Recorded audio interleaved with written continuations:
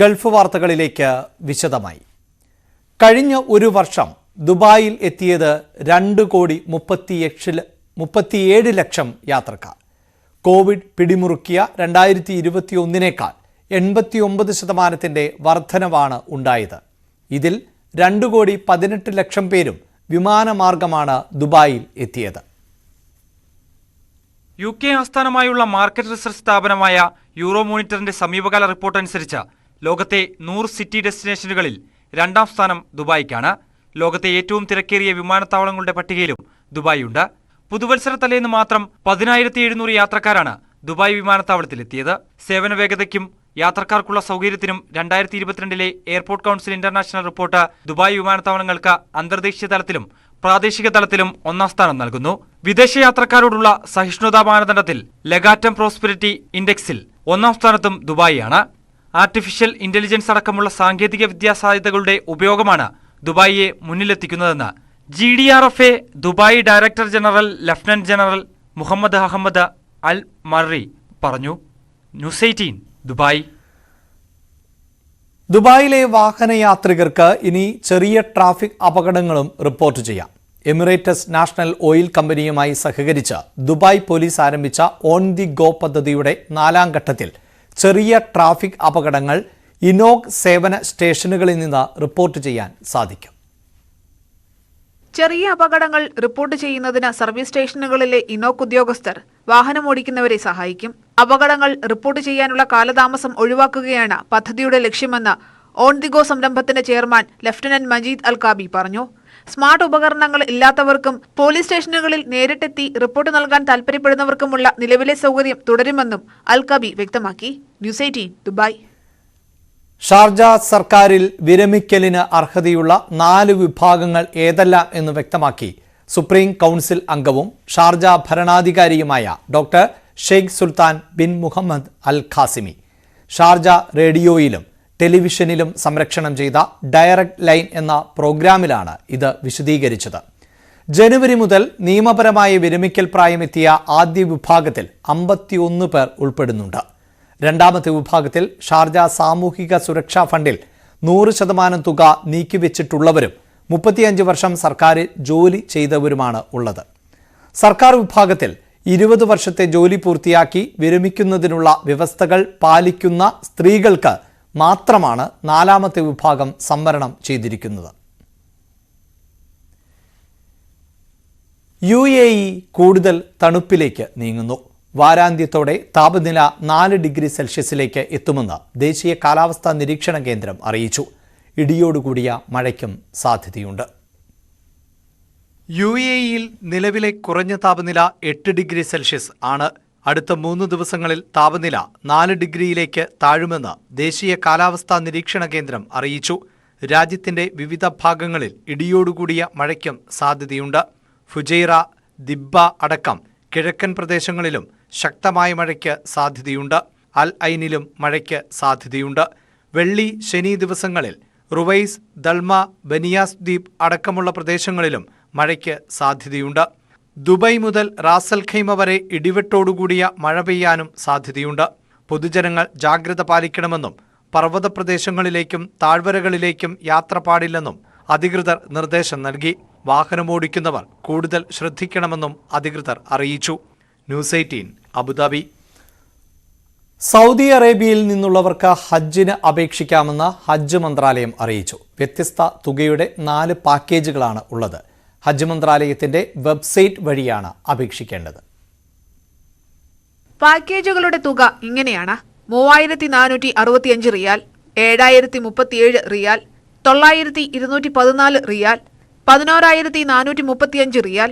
വെബ്സൈറ്റിൽ ഹജ്ജിന് ബുക്ക് ചെയ്താൽ മൊബൈലിൽ സന്ദേശമെത്തും. ശേഷം പണം അടയ്ക്കണം. അതോടെ തസ്രീഹ് ലഭിക്കും. അബ്ജീർ വഴി തസ്രീഹ് പ്രിന്റ് എടുക്കാം. മഹ്റം ഒഴികെ ഇതുവരെ ഹജ്ജ് ചെയ്യാത്തവർക്കാണ് മുൻഗണന. 1444 ദുൽഹിജ്ജ വരെ കാലാവധിയുള്ള ഇഖാമയുണ്ടായിരിക്കണം. ആശ്രിതരുണ്ടെങ്കിൽ എല്ലാവരും ഒരേ കമ്പനിയിൽ ഒരേ പാക്കേജ് ബുക്ക് ചെയ്യണം. News 18 Riyadh. സൗദി അറേബ്യയിൽ ഹൃദയാഘാതത്തെ തുടർന്ന് മലയാളി മരിച്ചു. വയനാട് മേപ്പാടി വടുവഞ്ചാൽ സ്വദേശി നൌഫലാണ് മരിച്ചത്. 36 വയസ്സായിരുന്നു. നെഞ്ചുവേദന അനുഭവപ്പെട്ട നൌഫലിനെ ആശുപത്രിയിൽ പ്രവേശിപ്പിച്ചുവെങ്കിലും ജീവൻ രക്ഷിക്കാനായില്ല.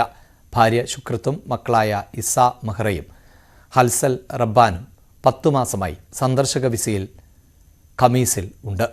മൃതദേഹം ഖമീസിൽ തന്നെ സംസ്കരിക്കാനുള്ള നടപടികൾ ആരംഭിച്ചു. ഹത്തയിലെ വിനോദ കേന്ദ്രങ്ങൾ ആസ്വദിക്കാൻ ഷട്ടിൽ ബസ് സർവീസുമായി RTA 2 മണിക്കൂർ ഇടവിട്ടാണ് ഹത്തയിലേക്ക് സർവീസ് ആരംഭിച്ചിട്ടുള്ളത്. 25 ദിർഹമാണ് ടിക്കറ്റ് നിരക്ക്. HO2 എന്ന ആദ്യ ബസ് റൂട്ട് ദുബായ് മാളിൽ നിന്ന് ആരംഭിച്ച് ഹത്ത ബസ് സ്റ്റേഷനിൽ അവസാനിക്കും. HO4 എന്ന രണ്ടാമത്തെ route Wadi hub, hill park, dam, heritage village എന്നിവിടങ്ങളിലൂടെ കടന്നുപോകും. മുൻകാലങ്ങളെ അപേക്ഷിച്ച് ഹത്തയിലേക്ക് കൂടുതൽ വിനോദസഞ്ചാരികൾ എത്തുന്ന സാഹചര്യത്തിലാണ് പുതിയ പദ്ധതി. 45ാമത് UAE ബാഡ്മിൻ്റൺ ഗോൾഡ് ചാമ്പ്യൻഷിപ്പ് 13-ന് ആരംഭിക്കും. India social and cultural centre സംഘടിപ്പിക്കുന്ന ചാമ്പ്യൻഷിപ്പിൽ ജൂനിയർ, സീനിയർ വിഭാഗങ്ങളിലായി 500ഓളം പേർ പങ്കെടുക്കുമെന്ന് ഭാരവാഹികൾ വാർത്താസമ്മേളനത്തിൽ അറിയിച്ചു. ഇന്ത്യ, ഇന്തോനേഷ്യ, മലേഷ്യ, ഡെൻമാർക്ക് എന്നീ രാജ്യങ്ങളിൽ നിന്നുള്ള താരങ്ങളും മത്സരത്തിന് എത്തുന്നുണ്ട്. 70,000 ദിർഹമാണ് വിജയികളെ കാത്തിരിക്കുന്നത്. വാർത്താസമ്മേളനത്തിൽ ISC president D. Natarajan, general secretary P. Sathyababu, treasurer Limson Jacob, badminton secretary Naushad Abubakar, PA Hisham എന്നിവർ പങ്കെടുത്തു. അബുദാബിയിലെ മുസഫ നാട്യ ഡാൻസിന്റെ വാർഷികാഘോഷവും കുട്ടികളുടെ ഭരതനാട്യം അരങ്ങേറ്റവും 7, 8 തീയതികളിൽ നടക്കും. ഭവൻസ് പ്രൈവറ്റ് ഇന്റർനാഷണൽ സ്കൂളാണ് ആദ്യ ദിനത്തിലെ നൃത്ത പരിപാടികളുടെ വേദി. ആദ്യ ദിവസം 60ഓളം പേരുടെ നാട്യ ഇനങ്ങളാണ് ഒരുക്കിയിട്ടുള്ളത്. കലാമന്ദിറിന്റെ വാദ്യമേള സായാഹ്നം ഈ മാസം 8-ാം തീയതി നടക്കും. പരിപാടിക്ക് വേദിയൊരുക്കുക അബുദാബി ഇന്ത്യൻ സോഷ്യൽ സെന്ററാണ്. വൈകിട്ട് 4:30 മുതലാണ് ചടങ്ങ്. അന്താരാഷ്ട്ര യൂണിവേഴ്സിറ്റികളിലെ ഉന്നത വിദ്യാഭ്യാസ അവസരങ്ങളും തൊഴിൽ സാധ്യതകളും പരിചയപ്പെടുത്തുന്ന കരിയർ ഫെസ്റ്റും ബുക്ക് ഫെയറും അബുദാബി മോഡൽ സ്കൂളിൽ ശനി, ഞായർ ദിവസങ്ങളിൽ വൈകിട്ട് 4 മുതൽ 8 മണി വരെ സ്കൂൾ ക്യാമ്പസിലാണ് ഫെസ്റ്റ്. ആഗോളതലത്തിൽ ഉള്ള 30ഓളം യൂണിവേഴ്സിറ്റികൾ ഫെസ്റ്റിൽ പങ്കെടുക്കും. ഉന്നത വിദ്യാഭ്യാസ അവസരങ്ങൾ യൂണിവേഴ്സിറ്റി അധികൃതർ വിശദീകരിക്കും. UAE, India, US, UK, Germany, Canada, Malaysia തുടങ്ങിയ രാജ്യങ്ങളിലെ മികച്ച യൂണിവേഴ്സിറ്റികളാണ് പങ്കെടുക്കുന്നത്. വാർത്താസമ്മേളനത്തിൽ school principal doctor Abdul Khader VV, vice principal AM Sharif, manager IJ Nasari തുടങ്ങിയവർ പങ്കെടുത്തു. ഇനി ഇന്നത്തെ വിനിമയ നിരക്ക്. UAE ദിർഹം 22.52 രൂപ, സൗദി റിയാൽ 22 രൂപ, കുവൈറ്റി ദിനാർ 269.9, ഖത്തറി റിയാൽ 22.76, ഒമാനി റിയാൽ 214.83, ബഹ്റൈൻ ദിനാർ 219.36 രൂപ. ഉത്തരേന്ത്യയിൽ ഭൂചലനം. റിക്ടർ സ്കെയിലിൽ 5.5 തീവ്രത രേഖപ്പെടുത്തിയ ഭൂചലനമാണ് അനുഭവപ്പെട്ടത്. ഭൂചലനത്തിന്റെ പ്രഭവ കേന്ദ്രം അഫ്ഗാനിസ്ഥാനിൽ ആണെന്നാണ് വിവരം. സർവകലാശാല നിയമ ഭേദഗതി ബിൽ രാഷ്ട്രപതിക്ക് വിടുമെന്ന സൂചന നൽകി ഗവർണർ. ബിൽ തനിക്ക് എതിരായതിനാൽ മുകളിൽ ഉള്ളവർ തീരുമാനിക്കട്ടെ എന്ന് ഗവർണർ പറഞ്ഞു. സർവകലാശാലകളുടെ സ്വയംഭരണം കാത്തുസൂക്ഷിക്കുകയാണ് ലക്ഷ്യം. നയപ്രഖ്യാപനത്തിലുള്ള തീരുമാനം സ്വാഗതാർഹമാണ്. സർക്കാരിന്റെ നടത്തിപ്പിൽ ഇടപെട്ടിട്ടില്ല എന്നും ഗവർണർ വ്യക്തമാക്കി. Yeah, because I can't take decision on that because it involves me. Therefore, the authority superior than me should take a decision on that. That is why. In any case, suppose this session had continued. The first session of the new year, policy address is a constitutional requirement. So it is good that they thought that the first session, in the new year, the old session should not be extended. And it should start, new year should start with a new session. I think that's a good decision. There is absolutely, I have said again and again, please give me one instance where I have tried to interfere in the running of the administration. I will amend my conduct immediately. I have gone to the extent of saying I will give up my office. I am not here to interfere in the functioning of the normal functioning of the government, but the duties which Assembly itself has entrusted to me through legislation, that is the universities. There, if I try to, and again I have said, my job is not to run the universities. Universities will be run by the vice chancellors. Job of the chancellor is to protect the autonomy of the university, to ensure that there is no interference in the university. So I will do only my legal and constitutional duty. ഗവർണറുടെ നയപ്രഖ്യാപന പ്രസംഗത്തോടെ ഈ മാസം 23-ന് നിയമസഭയുടെ budget സമ്മേളനം ആരംഭിക്കും. അടുത്ത മാസം 3-നാണ് സംസ്ഥാന ബജറ്റ്. സഭാ സമ്മേളനം വിളിച്ചു ചേർക്കാൻ ഗവർണർക്ക് ശുപാർശ നൽകാൻ മന്ത്രിസഭാ യോഗം തീരുമാനിച്ചു. ഗവർണറുമായി തൽക്കാലം ഇടയാനില്ലെന്ന സന്ദേശം നൽകിയാണ് നയപ്രഖ്യാപന പ്രസംഗത്തോടെ ഈ വർഷവും സഭാ സമ്മേളനം തുടങ്ങാൻ സർക്കാർ തീരുമാനമെടുത്തത്. ഡിസംബറിൽ ചേർന്ന നിയമസഭാ സമ്മേളനം അവസാനിച്ചതായി ഗവർണർ അറിയിക്കാൻ ഇന്നലത്തെ ക്യാബിനറ്റ് തീരുമാനിച്ചിരുന്നു. ഗവർണർ പോര് ശക്തമായതിനാൽ നയപ്രഖ്യാപന പ്രസംഗം നീട്ടിവെക്കാൻ നേരത്തെ സർക്കാർ ആലോചിച്ചതാണ്. എന്നാൽ സർക്കാരിനെ അധികം ബുദ്ധിമുട്ടിക്കാതെ സജി ചെറിയാന് സത്യപ്രതിജ്ഞ ചെയ്യാൻ ഗവർണർ അവസരം നൽകിയതോടെ സർക്കാരും മാറി ചിന്തിച്ചു. നയപ്രഖ്യാപന പ്രസംഗത്തിന്റെ കരട് തയ്യാറാക്കാൻ പി രാജീവ് അധ്യക്ഷനായ ഉപസമിതിയെയും മന്ത്രിസഭായോഗം ചുമതലപ്പെടുത്തി. നയപ്രഖ്യാപന പ്രസംഗത്തിൽ ഉൾപ്പെടുത്തേണ്ടവ ക്രോഡീകരിക്കാൻ തദ്ദേശ സെക്രട്ടറി ശാരദാ മുരളീധരന് നേരത്തെ നിർദ്ദേശം നൽകിയിരുന്നു. കേന്ദ്ര സർക്കാരിനെതിരെ പരാമർശങ്ങൾ നയപ്രഖ്യാപന പ്രസംഗത്തിലുണ്ടാകുമെന്ന് ഉറപ്പാണ്. ആ പ്രസംഗം അതേപടി വായിക്കാൻ ഗവർണർ തയ്യാറാകുമോ എന്നാണ് ഇനി അറിയേണ്ടത്. ന്യൂസ് 18 തിരുവനന്തപുരം. സർക്കാർ ജീവനക്കാരുടെ പണിമുടക്ക് നിയമവിരുദ്ധമെന്ന് ഹൈക്കോടതി. പണിമുടക്കിയാൽ കർശന നടപടി വേണമെന്നും പണിമുടക്കുന്നവർക്ക് ശമ്പളത്തിന് അർഹതയില്ലെന്നും കോടതി പറഞ്ഞു. അവർക്ക് ശമ്പളം നൽകുന്നത് പണിമുടക്ക് പ്രോത്സാഹിപ്പിക്കലാണ് എന്നും കോടതി നിരീക്ഷിച്ചു. 2022 സംയുക്ത ട്രേഡ് യൂണിയനുകൾ ആഹ്വാനം ചെയ്ത 48 മണിക്കൂർ പണിമുടക്കിൽ പങ്കെടുക്കുന്നവരിൽ നിന്ന് ജീവനക്കാരെ തടയണം എന്നാവശ്യപ്പെട്ടുള്ള ഹർജിയാണ് ഹൈക്കോടതി നിർദ്ദേശങ്ങളോടെ തീർപ്പാക്കിയത്. എറണാകുളം ഏലൂരിലെ ഗോഡൌൺ പൂട്ടിയതിന് പിന്നാലെ സംസ്ഥാനത്തെ മുഴുവൻ വെയർ ഹൗസുകളും അടച്ചുപൂട്ടാൻ ഒരുങ്ങി VRL ലോജിസ്റ്റിക്സ്. തൊഴിലാളികൾ ആവശ്യപ്പെടുന്ന ശമ്പളവുമായി സ്ഥാപനത്തിന് മുന്നോട്ടു പോകാൻ ആകില്ലെന്നാണ് മാനേജ്മെന്റ് നിലപാട്. ശമ്പള വർധനവിൽ വിട്ടുവീഴ്ചയ്ക്ക് ഒരുക്കമാണ് എന്ന് തൊഴിലാളി യൂണിയനുകൾ അറിയിച്ചു. CITU പിടിവാശിയെ തുടർന്ന് VRL പ്രവർത്തനം അവസാനിപ്പിച്ചത് ന്യൂസ് 18 പുറത്തുവിട്ടത്. News 18 follow up. കയറ്റിറക്ക് കൂലിയായി നിലവിൽ നൽകുന്നത് ടണ്ണിന് 140 രൂപയാണ്.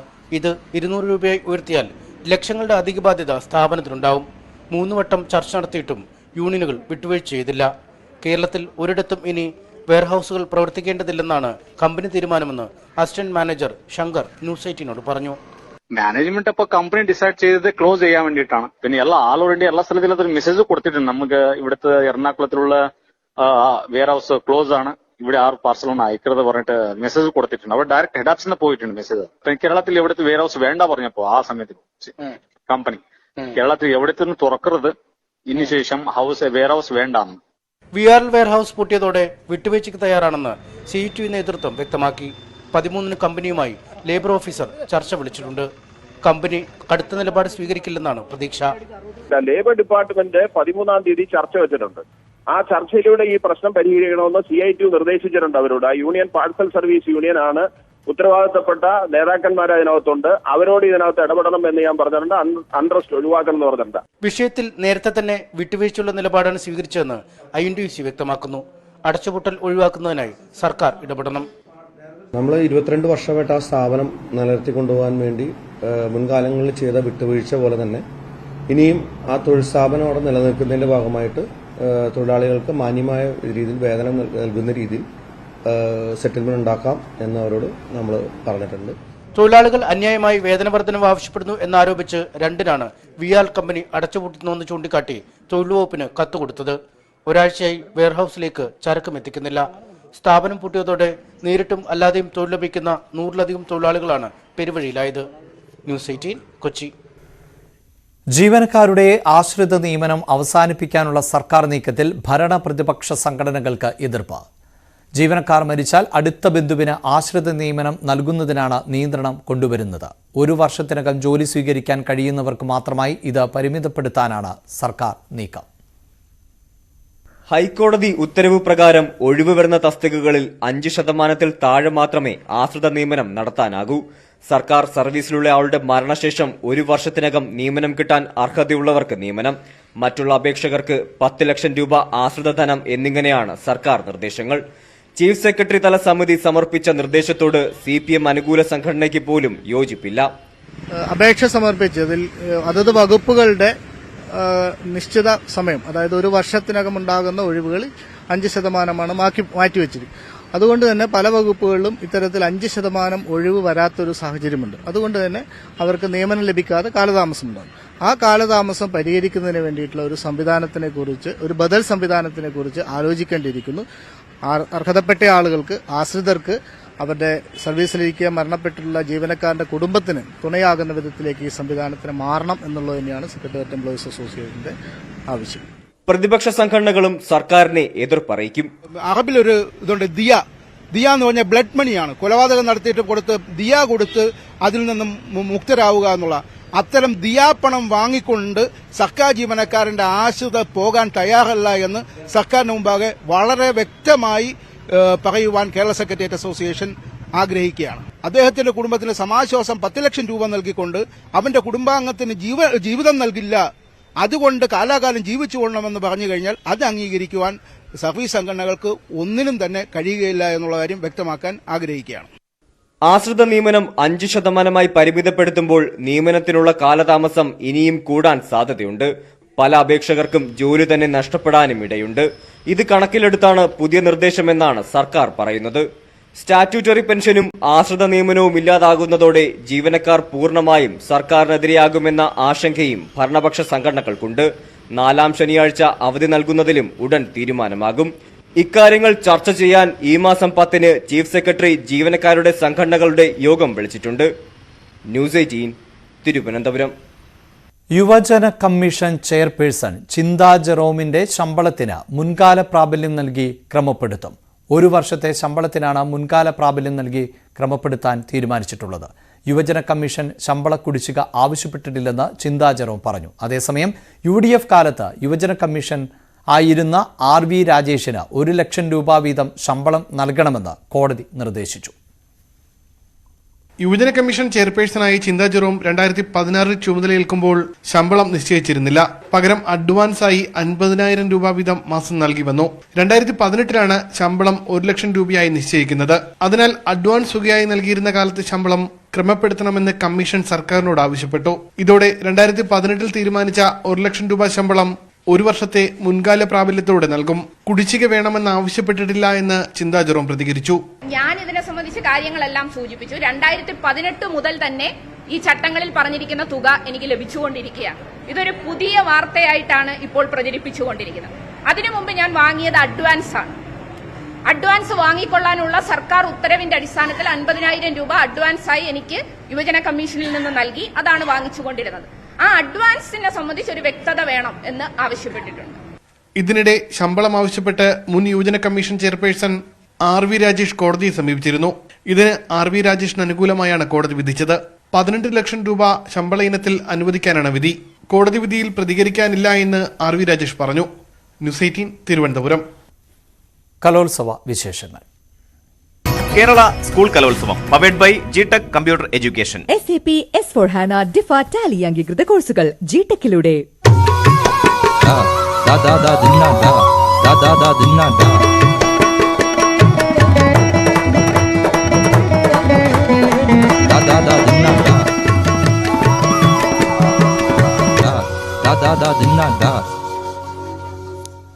സംസ്ഥാന സ്കൂൾ കലോത്സവത്തിൽ ഇഞ്ചോടിഞ്ച് പോരാട്ടം. 2ാം സ്ഥാനത്തിനു വേണ്ടിയും ഇപ്പോൾ കനത്ത പോരാട്ടമാണ് നടക്കുന്നത്. പാലക്കാട് കോഴിക്കോടിന് ഒപ്പം എത്തി. കണ്ണൂർ 1ാം സ്ഥാനത്ത് തുടരുകയാണ്. തൃശൂർ 4ാം സ്ഥാനത്തും എറണാകുളം 5ാം സ്ഥാനത്തുമാണ്. കലോത്സവം പ്രമാണിച്ച് കോഴിക്കോട്ടെ സ്കൂളുകൾക്ക് നാളെ അവധി പ്രഖ്യാപിച്ചിട്ടുണ്ട്.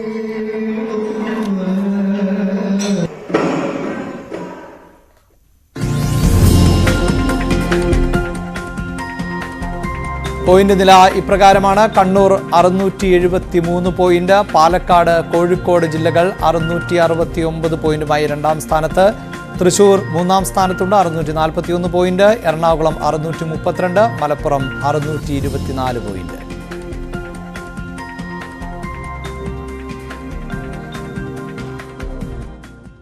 Kerala school Kalolsavam powered by GTEC computer education. SAP S/4HANA DIFA Tally അംഗീകൃത കോഴ്സുകൾ ജിടെക്കിലൂടെ.